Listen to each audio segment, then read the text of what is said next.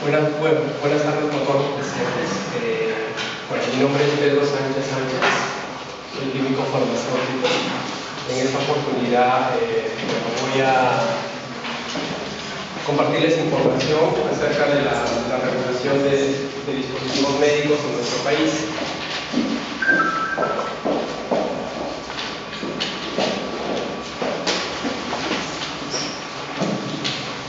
Antes de empezar la charla, manifestarles que en nuestro país recientemente nosotros hemos tenido un cambio normativo. Anteriormente, tanto los productos farmacéuticos, los dispositivos médicos y los productos sanitarios se regían en base a la Ley General de Salud, ¿no? Y esta Ley General de Salud tenía su propio reglamento, que era el Decreto Supremo 010 del año 97.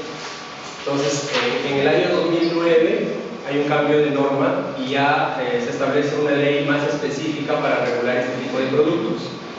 Entonces, a partir de esa fecha ya se deja de lado la Ley General de Salud y toda la regulación se rige ya en base a la Ley 29459, que fue publicada en el año 2009. En el año 2011 sale ya el reglamento donde se detalla ya más específicamente los criterios y los lineamientos que se tienen que considerar para el tema del otorgamiento de registro sanitario, en este caso de dispositivos médicos. Pero tanto la ley como el reglamento no son las únicas normas que necesitamos para, en este caso, regular de manera completa este tipo de productos. Hay normas complementarias que paralelamente tienen que también ir publicándose para poder cumplir o implementar esta nueva normativa. Una de ellas es el TUPA. El TUPA en estos momentos todavía no ha sido actualizado. Se sigue aplicando este TUPA de la ley anterior, con el reglamento anterior. Entonces, en este momento, por ejemplo, la regulación de este tipo de productos está en una etapa transitoria.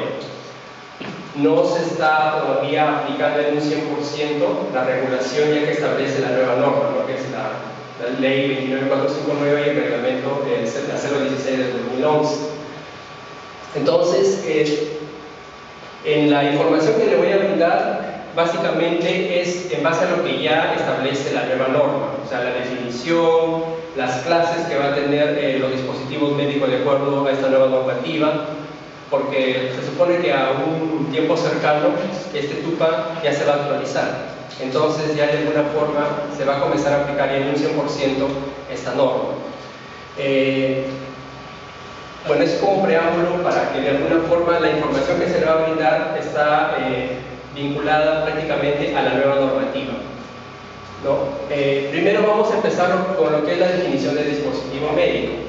De repente algunos ya conocen esta definición, pero para aquellos que no lo conocen, vemos por ejemplo en la diapositiva, en las gráficas, una gama de productos, ¿no? Por ejemplo vemos el algodón, el esparadrapo, instrumental quirúrgico, termómetro clínico, jeringas, diferentes tipos de productos sencillos, medianamente sencillos y productos complejos, ¿no? Como el caso, por ejemplo, del tomógrafo, que es un equipo, ¿no? Los preservativos y también los reactivos de diagnóstico. Entonces son una gama de productos. Entonces la definición que en este caso ha recogido la ley 29459, que es una definición que se maneja a nivel internacional, que es armonizada en todos los países, ha tratado de incluir a todos estos productos, ¿no?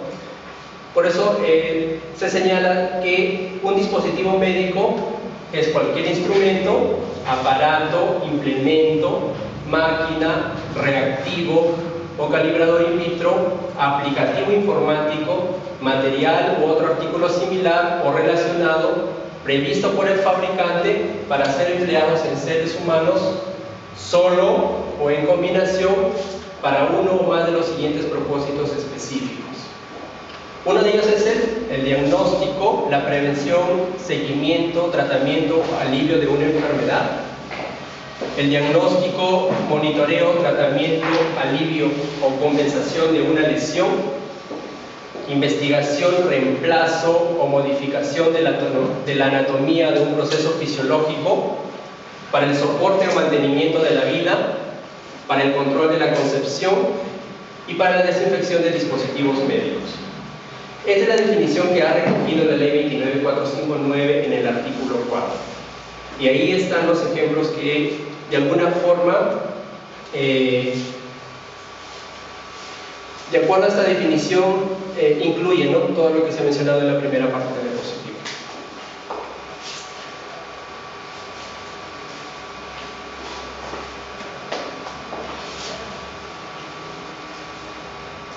Luego tenemos la clasificación.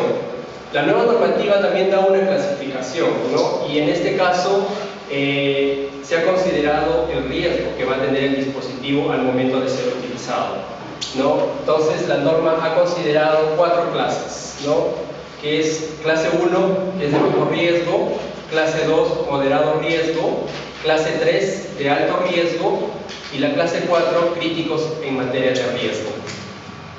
De acuerdo a estos niveles de riesgo, los controles, en este caso, que va a ser la autoridad acá en nuestro país para el ingreso, para el otorgamiento de registro sanitario, para el control en el mercado, van a ir subiendo en nivel, se podría decir, ¿no? Por ejemplo, los de bajo riesgo se va a aplicar controles generales, porque sabemos que estos dispositivos, al momento de ser utilizados, pues no va a haber ningún riesgo que pueda ocasionar algún daño inminente en el paciente, ¿no?, que pueda ocasionar de repente la muerte en el paciente, ¿no? Es poco probable que suceda eso. Entonces, para este caso, la ley contempla de que se debe dar un control general, no tan estricto, ¿no? Y conforme va a ir, en este caso, el riesgo aumentando, los controles ya van a ser mucho más rigurosos, ¿no? Luego tenemos, por ejemplo, la clase 2 o de moderado riesgo. En este caso ya va a haber un control especial en la cual el control va a ser a partir de la fase de fabricación para demostrar la seguridad y efectividad del dispositivo. Luego tenemos el alto riesgo, que también igual va a tener un control especial, pero en este caso ya se va mucho antes, ¿no? Ya no es a partir de la fase de fabricación, sino a partir de la fase de diseño, ¿no? Desde el diseño ya va a haber un control, ¿no?, en este caso de este tipo de dispositivo, ¿no?, para demostrar la seguridad y efectividad. Y los críticos en materia de riesgo, que son los más riesgosos de todos los dispositivos, igual tienen un control especial, también igual a partir de la fase de fabricación y diseño, porque acá estos dispositivos sí es importante el control, porque, por ejemplo, el uso o la aplicación de este dispositivo al paciente puede ocasionarle hasta la muerte, ¿no? Entonces, acá sí el control va a ser mucho más riguroso. Y al momento, por ejemplo, de otorgamiento de registro sanitario, los requisitos que en este caso se van a solicitar para este tipo de dispositivos van a ser mucho más que para los resto de clases, ¿no?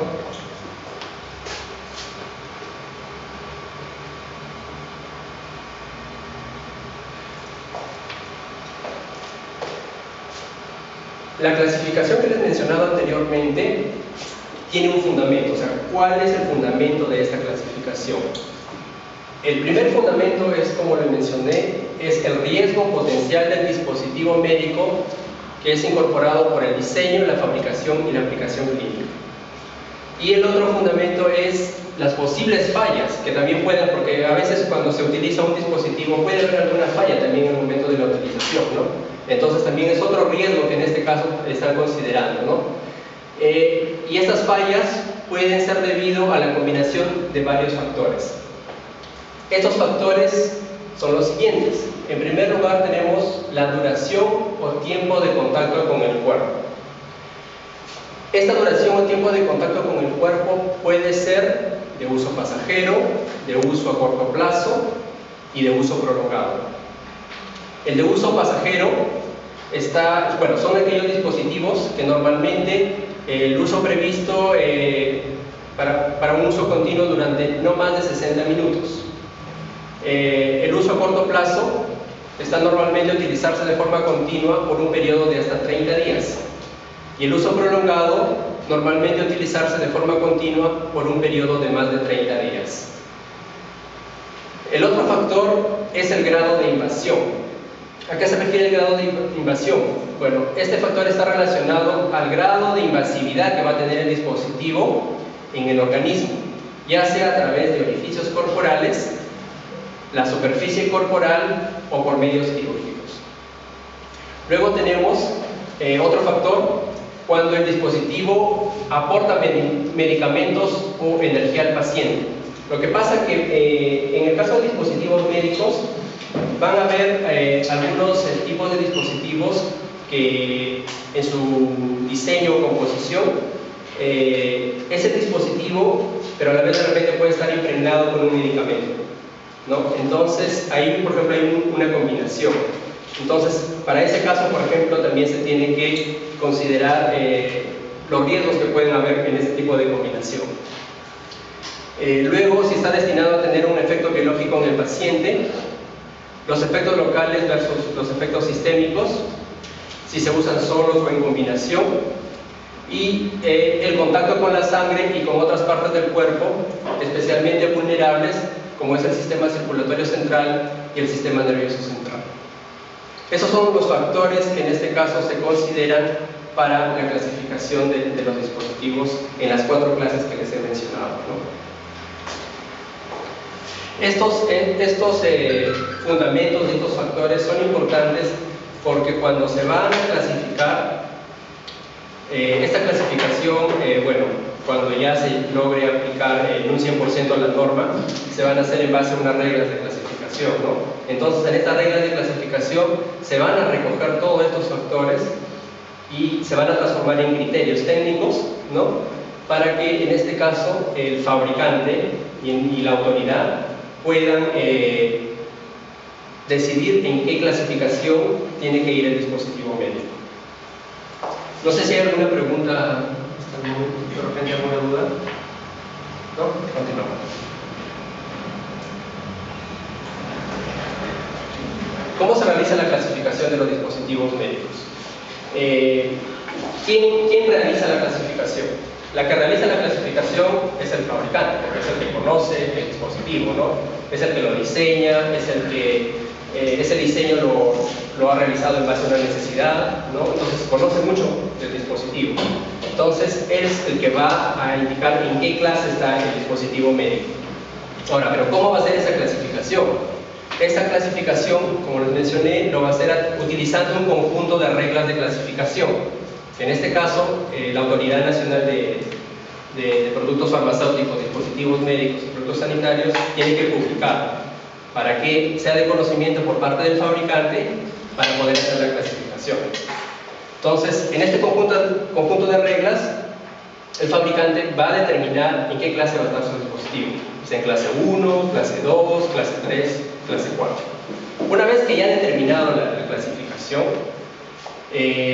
la autoridad, en este caso, la que regula este tipo de productos, va a corroborar esa clasificación. Igual también va a utilizar este conjunto de reglas para ver si realmente, con el sustento que va a dar el fabricante, que su dispositivo está en cualquiera de las clases, realmente es así, ¿no? Entonces, la autoridad se encarga de corroborar la clasificación, ¿no? Durante la evaluación que el fabricante va a realizar al momento de solicitar el registro sanitario.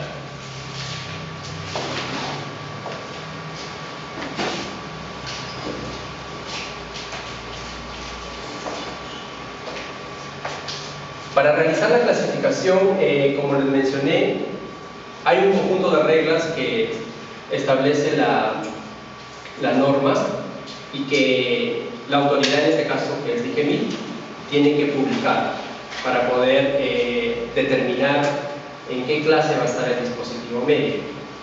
Estas reglas son, como les mencioné anteriormente, un conjunto de criterios técnicos basados en el riesgo sanitario del dispositivo médico y los factores que les mencioné que están relacionados, ¿no? Para determinar la clasificación. Actualmente en la página web de DIGEMIT hay una prepublicación de las reglas de clasificación.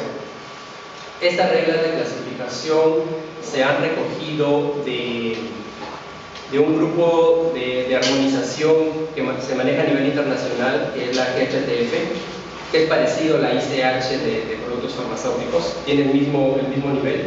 Entonces, este organismo, que está conformado por varios países, más adelante también vamos a ver sobre lo que es la GHTF, entonces ha propuesto, ¿no?, este conjunto de reglas para que, en este caso, los fabricantes y los reguladores, ¿no?, de alguna forma recojan de sus reglamentos para que se pueda dar la clasificación de este tipo de productos, ¿no?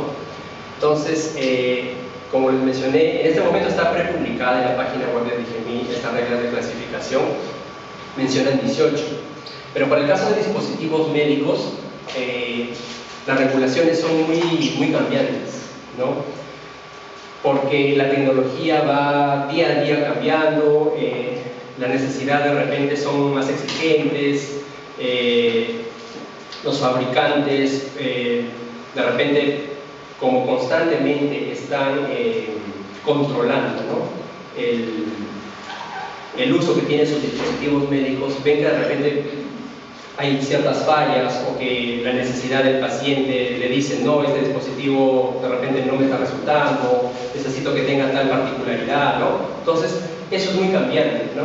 Entonces, por ese motivo, estas reglas de clasificación no van a ser estáticas. Puede ser de que a futuro vayan cambiando. Además, por el tema de tecnovigilancia, a veces hay reportes también que en este caso hacen los profesionales de salud, los mismos pacientes, ¿no? Entonces puede ser de que un dispositivo que ya se está utilizando mucho tiempo en el mercado pueda estar causando algún daño.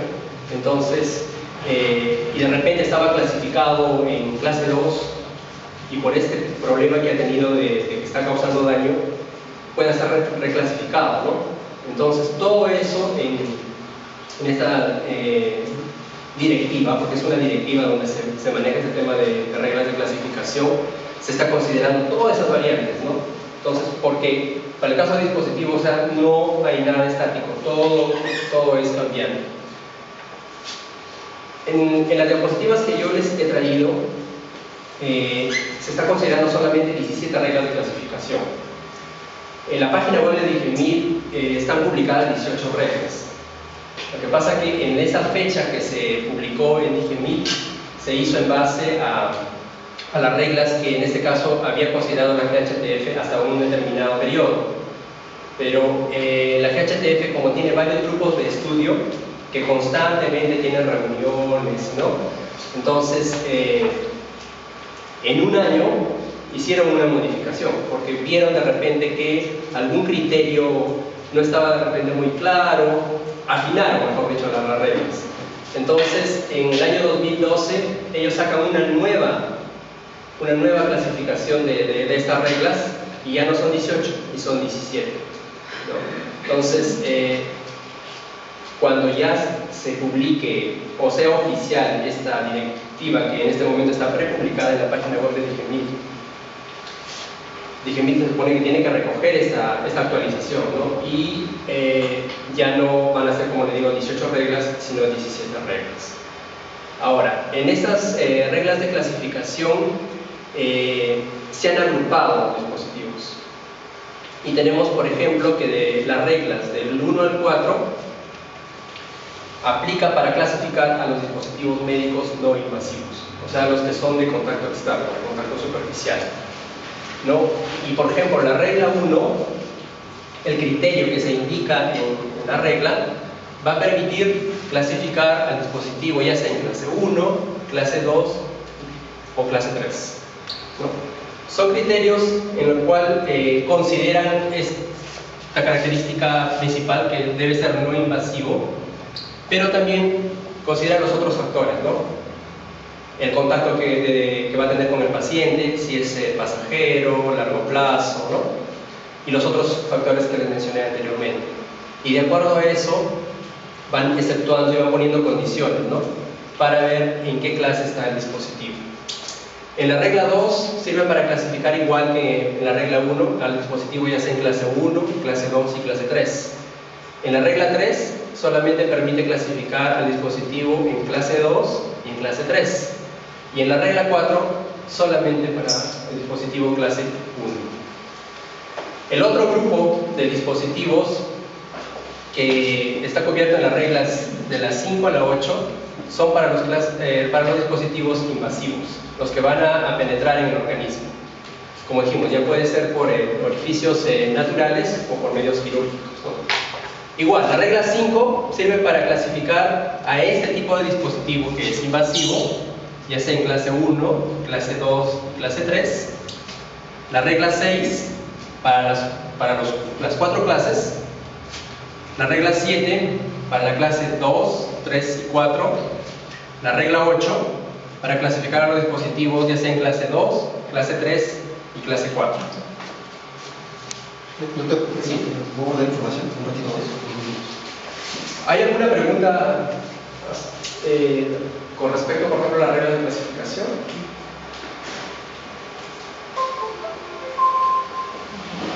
Bueno, lo he esquematizado así de manera general porque si entramos a detalle, por ejemplo, para ver ya en sí cada criterio, o sea, tendríamos que evaluarlo y tomaría mucho tiempo, ¿no? Entonces, de manera general, para que tengan de repente noción de cómo es que funcionan estas reglas, lo he esquematizado de esa forma, ¿no?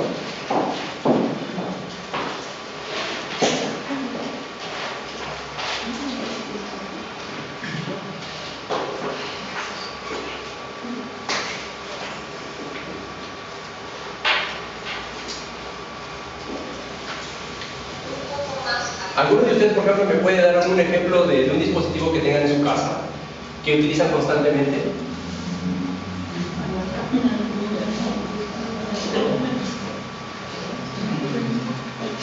Hay varios, no sé.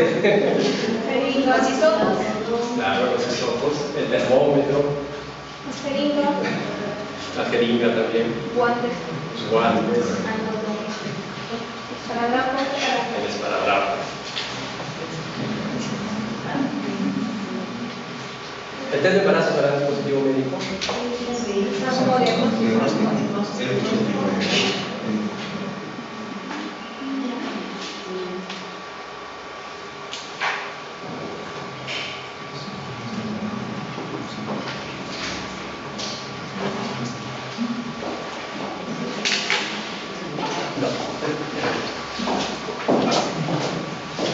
Continuamos.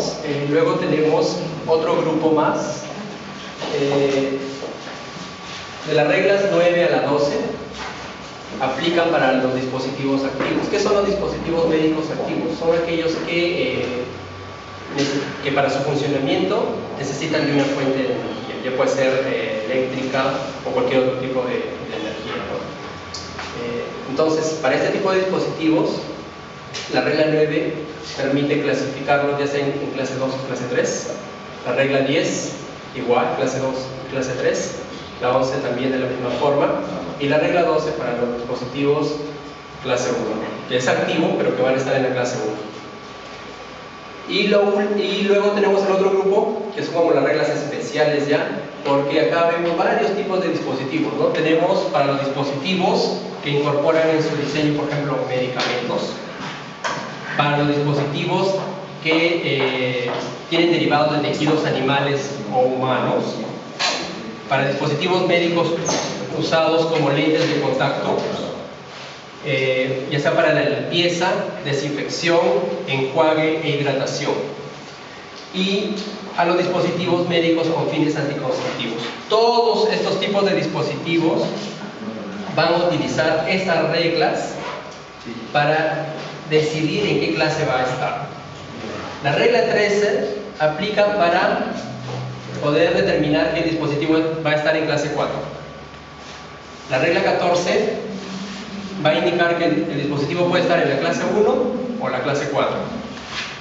La regla 15 va a determinar si el dispositivo está en clase 1, la clase 2 o en clase 3. La regla 16 para clase 3 nada más, y la regla 17 para clase 3 y clase 4. Si ustedes se percatan, claro, acá están ya para los que son críticos en materia de riesgo, ¿no? Porque ya vemos que son dispositivos mucho más complejos.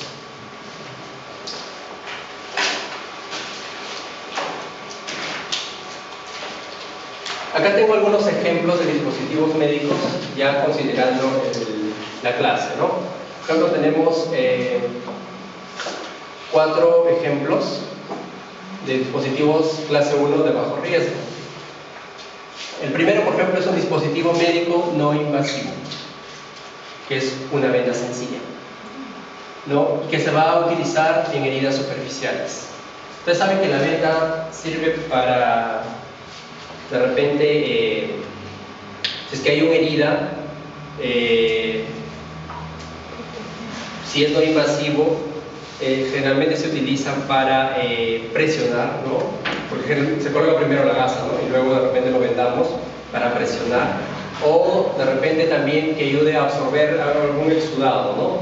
Entonces, por ejemplo, ahí tenemos un tipo de dispositivo no invasivo.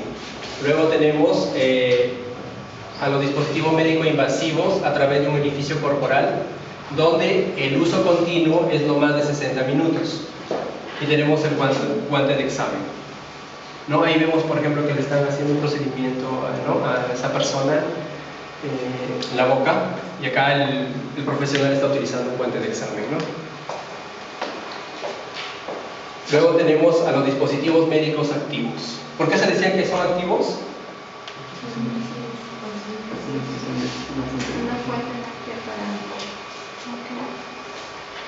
¿Por qué se decía que era dispositivo médico activo? Por ejemplo, dice lámpara de curación dental. Una fuente de energía para Una fuente de energía, ¿no? Luego, en este caso, a los instrumentos quirúrgicos reutilizables, ¿no? Todos los instrumentos quirúrgicos reutilizables, como pinzas, tijeras, curetas y otros, están en clase 1. Pero tienen esta particularidad: deben ser reutilizables. Ahora, si por ejemplo fuera estéril, no, porque no cumple esta característica, ¿no? Ya tiene otro nivel de riesgo ya. Las fresas dentales, doctor. Las fresas estas dentales. Las fresas dentales. Se ponen en la pieza, hermanos, para que giren. Claro. Si por ejemplo la fresa es un instrumento, en este caso que es reutilizable, sería en clase 1.